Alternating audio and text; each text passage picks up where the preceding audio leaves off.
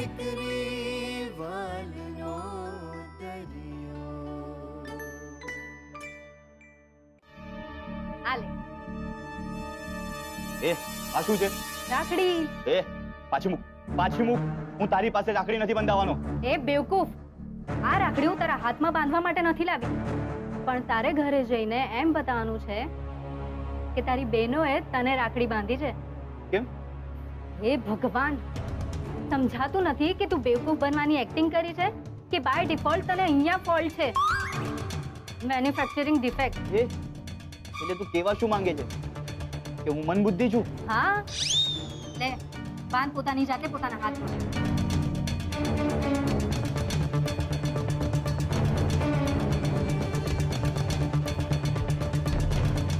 કઈ મદદ કરું? એ ના, હા, જરાય નહીં.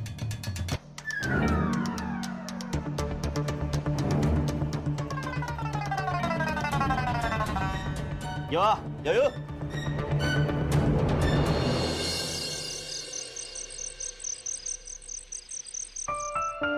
ગઈકાલ કરતા તો રાહત છે. આજના દિવસ વિશે લખું તો બસ નિત્યાએ મને ફોન કર્યો એ વાત મેં હજુ સુધી કોઈને નથી કરી. ને કહું તો પણ શું, જ્યારે મને જ નથી સમજાઈ રહ્યું કે નિત્યાએ જે કહ્યું એ કેટલા ટકા સાચું હતું. ક્યાંક આ પણ સુશાંતની કોઈ ચાલ નીકળી તો? એ છતાં મારે એકવાર રૂપેશ જીજુ સાથે આ બાબત વાત કરી લેવી જોઈએ.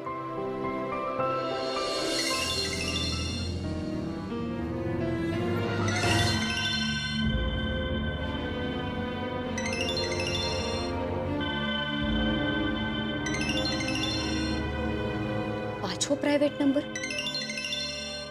કદાચ નિત્યાનો જ હશે. હા નિત્યા, બોલ. સુશાંત ક્યાં છે? એની કઈ ખબર પડી? ઓ વાવ કિંજલ, શું વાત છે? તને મારી આટલી બધી ચિંતા થઈ રહી છે મારી પીઠ પાછળ? સુશાંત, તું? અગેન વાવ, અગેન વાવ. સીધું તમેથી તું પર. કઈ વાંધો નહીં, તું તો તું, મને કઈ ફરક નથી પડતો, કારણ કે હું તો તને પ્રેમ કરું છું ને. બકવાસ બંધ કર સુશાંત, નહીં તો હમણાં ને હમણાં પોલીસને ફોન કરીને કહું છું કે તારો ફોન હતો. ઓહ, પોલીસ! હું ડરી ગયો. પણ ખાલી પોલીસ? અરે આખા તાપી નગરને ખબર પડવી જોઈએ કે તારો સુશાંત પાછો આવી ગયો છે તને પ્રેમ કરવા. તારી હદમાં રે સુશાંત, પાર કરવાની જરૂર નથી. અરે રે રે રે રે, હજી હદ તો મેં ક્યાં પાર જ કરી છે. લગ્નમાંથી તો તું છટકી ગઈ, પણ એકવાર આપણી સુહાગરાત થઈ જાય ને પછી હું તને બતાવું કે હું તને કેટલો હદબાર પ્રેમ કરું છું. સમજી?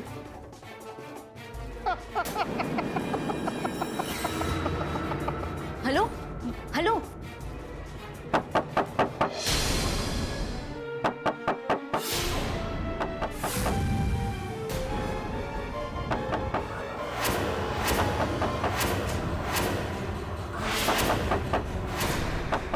એકવાર આપણી સુહાગરાત થઈ જાય ને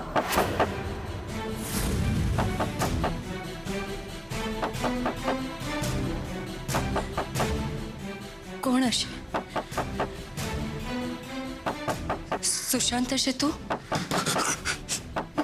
હે ભગવાન, શું કરું? પપ્પાને જગાડું. ના ના, એમને ચિંતા થઈ જશે. હે ભગવાન, રૂપેશ જીજુને ફોન કરું છું. હા, એ જ સારું રહેશે. ફોન પણ નથી મારી પાસે, શું કરું? હે ભગવાન, હે ભગવાન.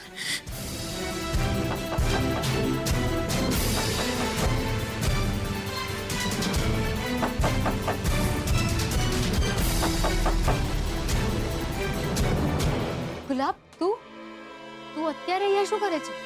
એ કિંજલ બહેન, તમને અહીંયા ખાસ સમાચાર આપવા આવ્યો છું. આજે ક્લબમાં ચોફી સાથે જે કેક પાર્ટી હતી ને, તો લોકો તો આપણી કેક ઉપર બે મોઢે તૂટી પડ્યા હતા. એક જાય કે બીજી આવવા દો, અને ઘરે પણ પેક કરાવીને લઈ જતા હતા. ને રમાકાંતભાઈ તો એટલા ખુશ થઈ ગયા કે હવે તો આપણને કેકના મોટા ઓર્ડર પાક્કા સમજો.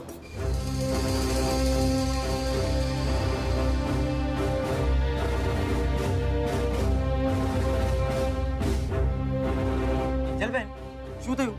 એટલા સારા સમાચાર આપ્યા તો પણ તમે કાંઈ બોલ્યા નહીં. કોઈ ટેન્શન છે? સુશાંત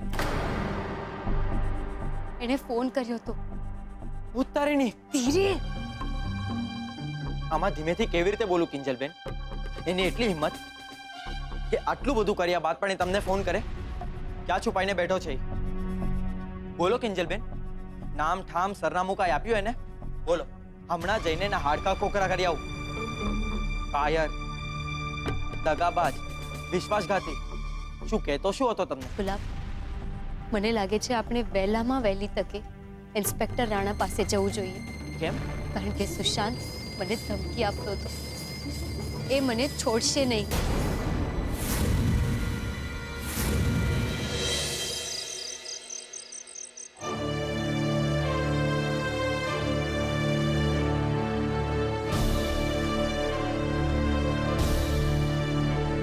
એ રગલા, ફોન કરને છોકરાને. અરે 10:30 થવા આવ્યા ભાઈ સાહેબ. અરે હવારનો ગયો છે રાખડી બંધાવવા ભાઈ સાહેબ. ભાગો. આ મોહન અને એની છોડ્યું રાખડીની જગ્યાએ એને દોરડેથી તો નહીં બાંધી દીધો હોય ને ભાઈ સાહેબ. બાંધી દીધો હોય ને તો બહુ સારું. બા ઓલી કહેવત નથી આપણામાં, ગધેડાને ડીંડે બકુ ભરવા જાવ ને તો એ બકી ના કરે, એ ડફણા જ દે. ઈ માયલો છે આ મોટો હાયલો તો માના કેવા પર ચાલવા વાળો માવડિયો. આવા દો એને હવે બરણા પાડતો. મમ્મી, પપ્પા.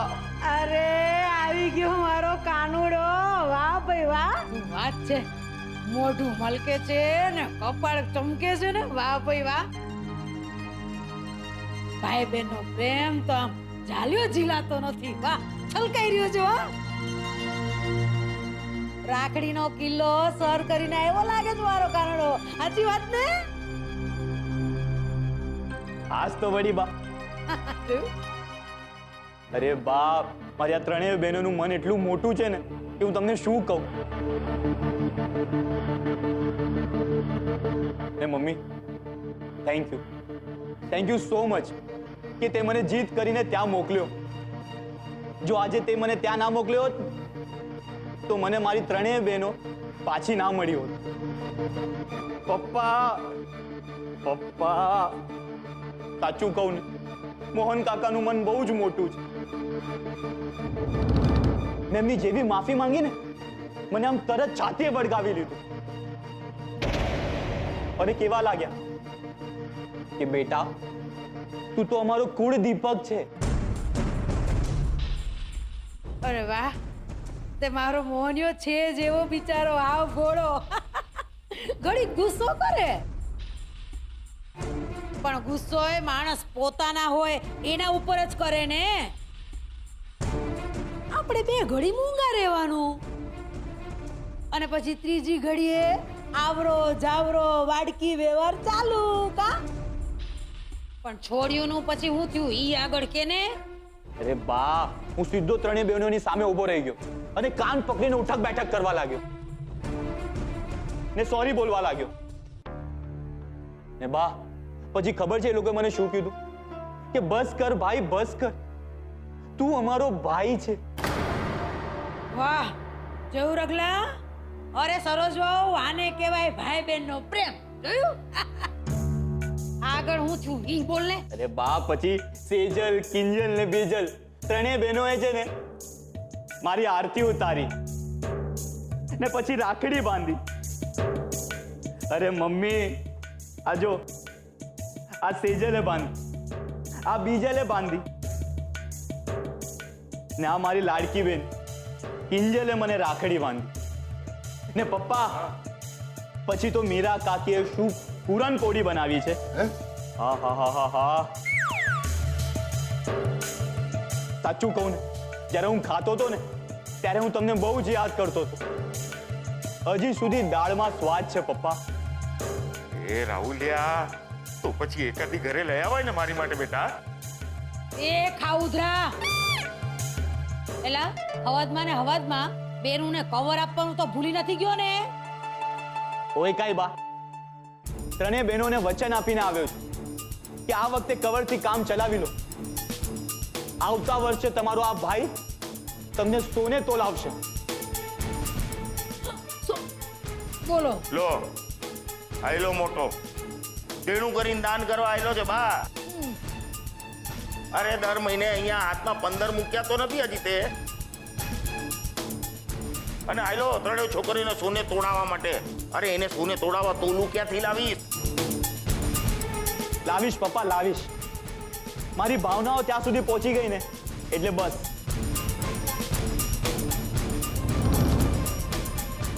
ચાલો હું સુવા જાઉં છું, મને બહુ જ ઊંઘ આવે છે. જોયું જોયું અરે મારો કાનુડો અંધાઈને કોરાણે વાલો લાગે ને એવો છો પૈસા.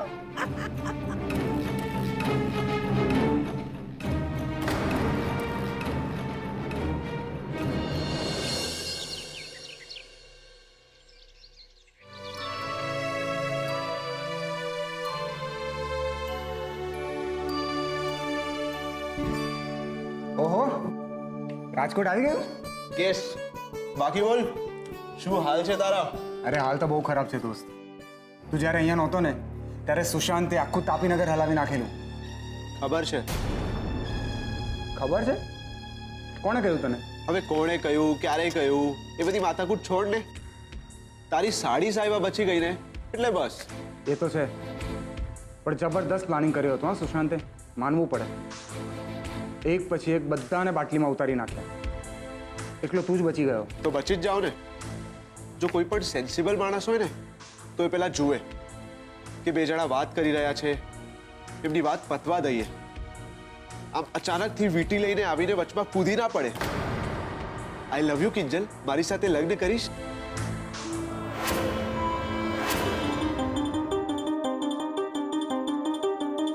ઉત્કર્ષ, તને વાંધો ના હોય તો હું અહીંયા બેસું?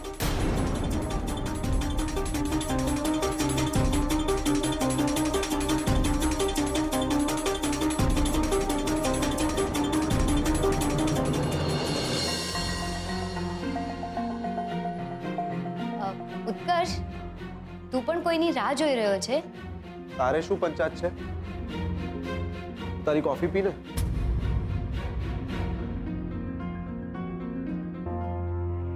લાગે છે મારાથી બહુ જ નારાજ છે.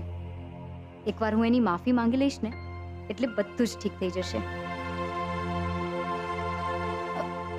જો ઉત્કર્ષ, મને ખબર છે મારાથી જરા વધુ પડતું થઈ ગયું, પણ ઉત્કર્ષ તું જ વિચાર ને.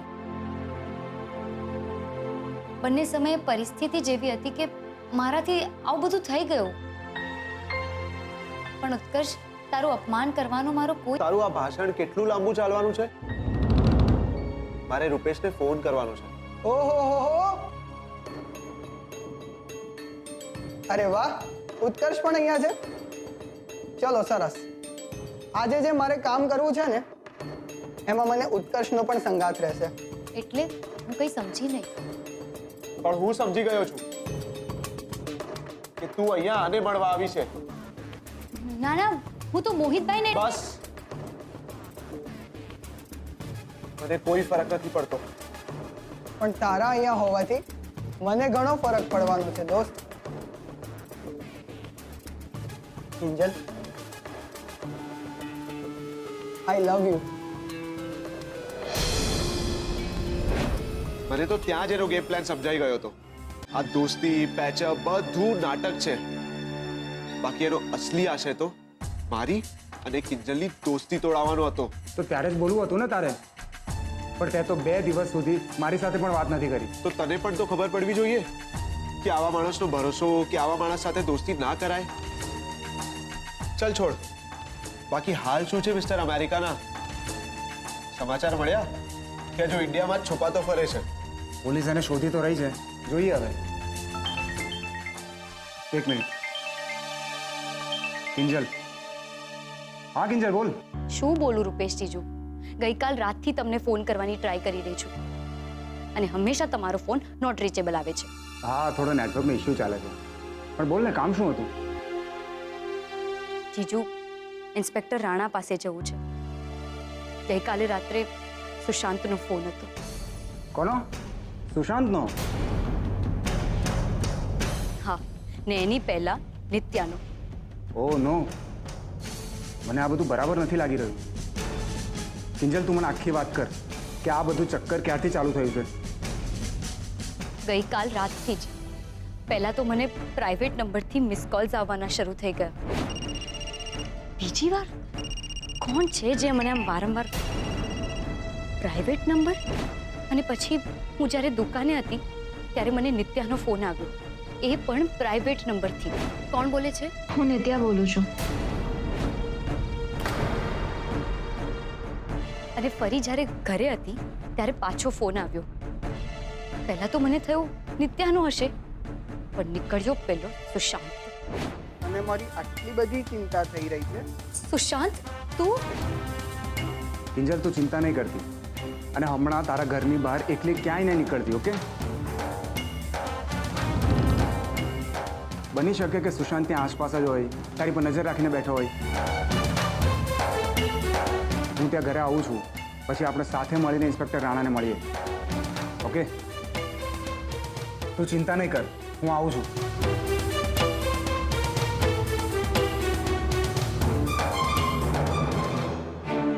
સુશાંતનો ફોન હતો. ઇન્સ્પેક્ટર રાણા પાસે જવાનું છે. તારે આવું છે?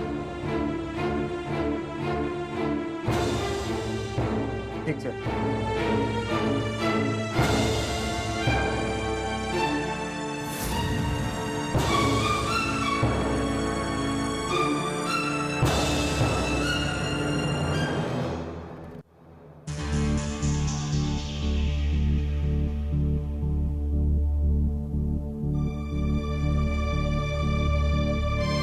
મારે તારી સાથે વાત કરવી છે. મારે હમણાં કામ છે, હું પછી વાત કરું. Mummy please. મને ખબર પડી ગઈ છે કે તું જાણી ગઈ હતી કે હું રાખડી બાબત ખોટું બોલી રહ્યો છું.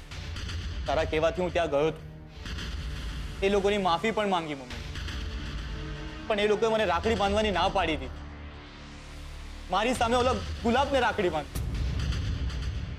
મારો હક ઓલા ફરતુસ નોકરને આપી દીધો મમ્મી. એટલે મમ્મી, મારે મારી ઇજ્જત બચાવવા માટે આવું ખોટું બોલવું પડ્યું. મને તો હતું દીકરા કે તું મારી સાથે પણ ખોટું બોલીશ, પણ ના, તે આવું ના કર્યું. મને ગમ્યું. તમે એનો શું ફરક પડે છે? એ લોકો તો મને નીચો બતાવવામાં સફળ થઈ જ ગયા ને. પણ તું તારી માની આંખોમાં એક મુઠ્ઠી ઊંચો ચડી ગયો, એનું શું? જો દીકરા, એક વાત સમજી લે. માફી માંગી દેવાથી કે આપી દેવાથી કોઈ નીચું કે કોઈ મહાન નથી થઈ જતું. પણ જ્યારે આપણે કોઈની પાસે સાચા હૃદયથી માફી માંગવાની ઈચ્છા દર્શાવીએ ને, ત્યારે માફી માંગવાની પણ જરૂર નથી રહેતી. પણ હા, એ માટે હૃદયમાં સાચો ભાવ પ્રગટ થવો જરૂરી છે. ત્યાં સુધી માફી નથી મળતી, પણ તે પ્રયત્ન કર્યો ને, એને એક સારી શરૂઆત થઈ કહેવાય. અને તે તારી માના શબ્દોનું માન રાખ્યું, એ માટે થેન્ક યુ. એ ના મમ્મી, પ્લીઝ તું થેન્ક યુ ના કહે. મમ્મી, મને ખબર છે કે હું લાઈફમાં ઓછી મહેનતમાં વધારે પૈસા કમાવા માંગુ છું, પણ મમ્મી હું શું કરું? હું શોર્ટકટ્સમાં માંગુ છું. મમ્મી, હું નાનપણથી બા અને પપ્પા પાસે આજ તો શીખતો આવ્યો છું, એટલે જ મને આવું બધું સૂજે છે પહેલા. બાકી મમ્મી ખરાબ નથી. હું જાણું છું દીકરા, એટલે જ તો હું તારા નાનપણથી એ જ પ્રયત્ન કરું છું કે તું જીવનનો સાચો માર્ગ પકડે, કોઈ શોર્ટકટ નહીં. અને હવે લાગે છે એ થઈ જશે.